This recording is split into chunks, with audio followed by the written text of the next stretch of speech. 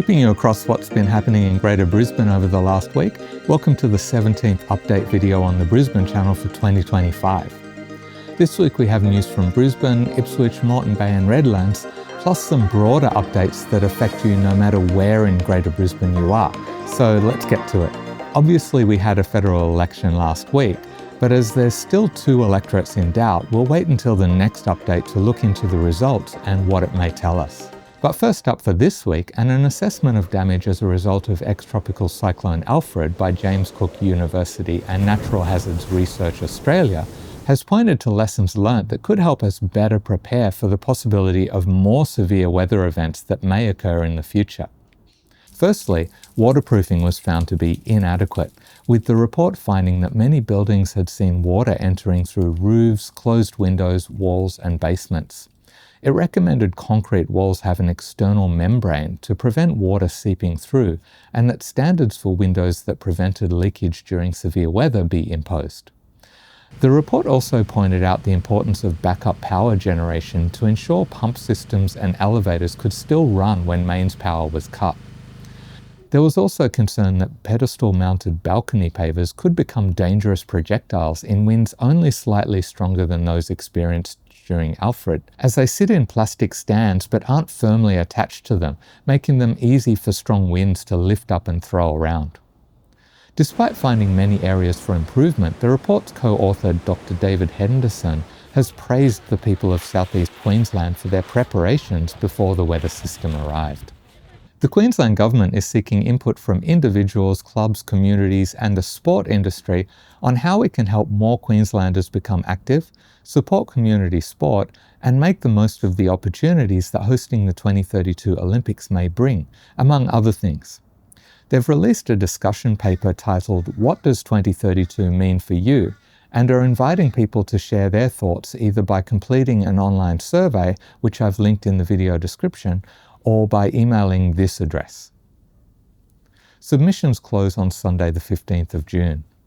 A lot of people who may enjoy these videos have no idea the Brisbane Channel exists. So if you want to do something that will really help the channel but won't cost you a cent, share this video with anyone you think may like to stay up to date with everything happening across Greater Brisbane. Also, giving the video a thumbs up does make a difference to how many people YouTube shows it to, so thanks. Last update, we saw how Brisbane home prices and rents have continued to increase.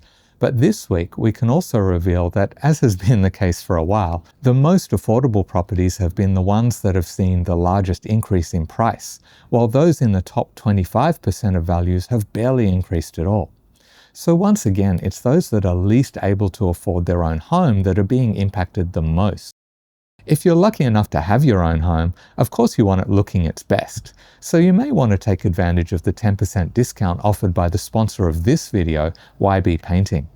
Their meticulous attention to detail is impressive, and with fixed pricing and a 5-year warranty on all their work, you can be sure there'll be no unpleasant surprises. If you're thinking of getting some painting work done, claim your 10% discount as a viewer of the Brisbane Channel by scanning this QR code or clicking the link in the video description. And for those that find themselves unable to secure stable accommodation, it's been a tough week, with people experiencing homelessness camping in public parks in Brisbane, Moreton Bay and the Gold Coast, all being moved on or given eviction notices, all on the same couple of days, although each council has denied it was coordinated between the 3 LGAs. Some of the people removed from Eddie Highland Park in Moreton Bay were the same people who were removed in the previous eviction event mentioned on the Brisbane Channel. But there were also 2 new residents, a mother and her 3-year-old daughter who had fled domestic violence. The Queensland Housing Minister Sam O'Connor said housing outreach officers had been engaging with as many people in each of the locations as could safely be done. In one of our updates a while back, we covered the new fines brought in as the state government cracked down on illegal tobacco and vape products, and this week they announced that they'd hit illegal traders with fines totaling over $5 million in the first week of the new fines. A coordinated effort in March by Queensland Health, the Queensland Police Service and the Therapeutic Goods Administration, called Operation Appaloosa, seized over 75,000 vapes, 19 million illicit cigarettes and 3.6 tonnes of illicit tobacco, with a combined estimated street value of around $20.8 million. Illegal tobacco or vape sales can be reported via the Queensland Health website or by calling 13QGov. Links are in the video description. The final update from the state government will be good news for many people who rely on public transport, with 111 new weekly services added to Brisbane's train network from the 19th of May. Contra-peak services are those that run out of the city during morning rush hour and into the city in afternoon peak times, and there will be at least 45 of these contra-peak services added on the Cleveland line and over 40 added on the Ferny Grove line.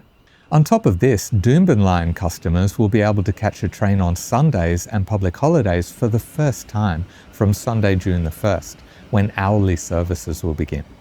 Let's get to the LGA specific updates now, starting with Brisbane City, where motorists will be glad to hear the long overdue wait for the Moggill Road Corridor Upgrade to be completed is finally over.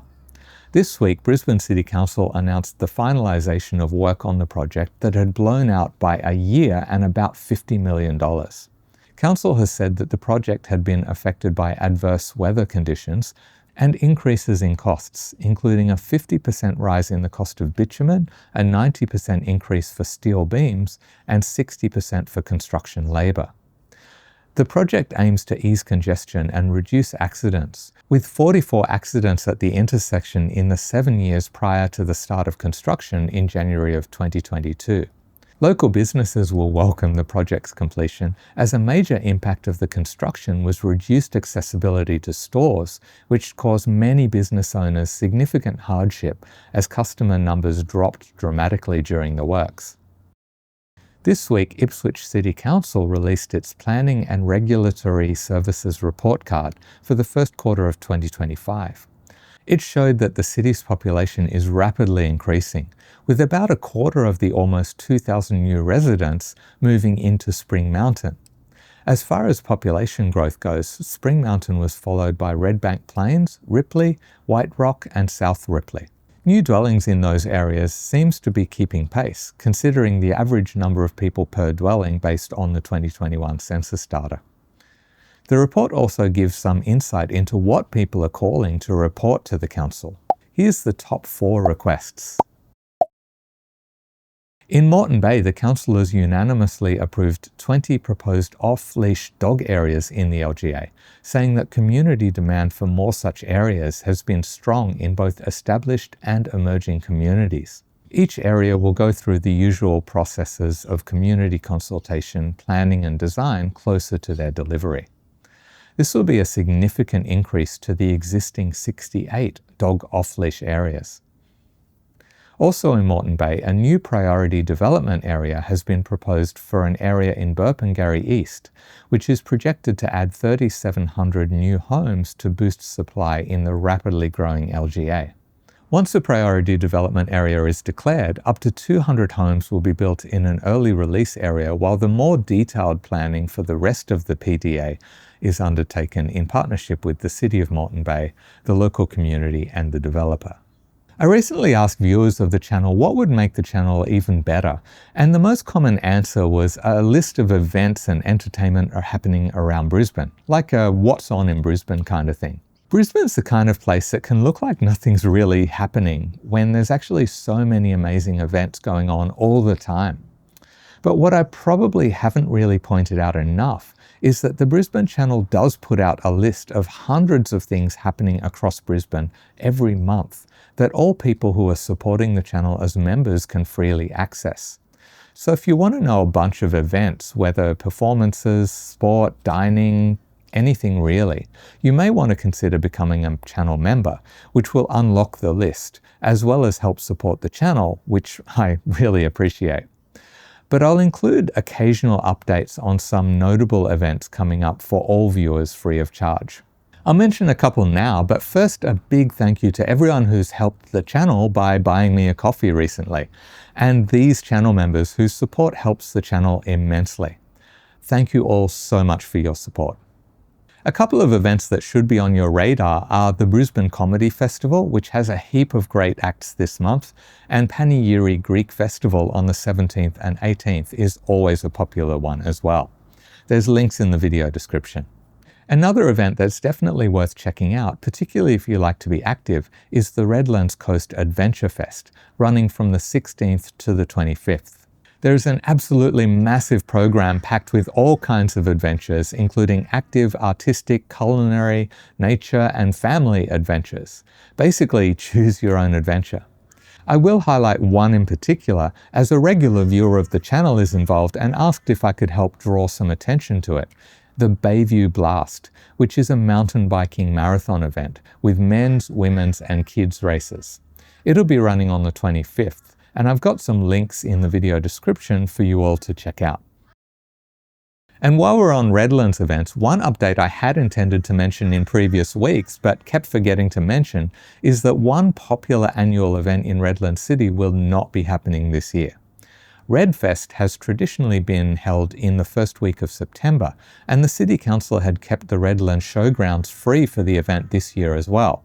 However, the event organisers requested the weekend of the 13th this year, with the 15th their requested day to clear out the showgrounds. But another organisation had already booked the grounds from the 15th to the 23rd. Council offered 11 other weekends between July and November, but RedFest's committee decided to cancel the event entirely, which started almost 70 years ago as Redlands Strawberry Festival, changing to Spring Festival and finally RedFest. That's all I've got for you this week. I'll see you in the next video. No fancy ending this week, because whatever. One update I had intended to mention in previous weeks but kept forgetting to mention is that one popular annual... The crows are ridiculous.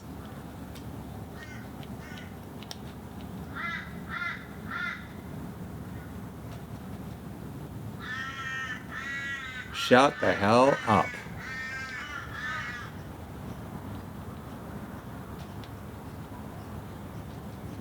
And while we're on...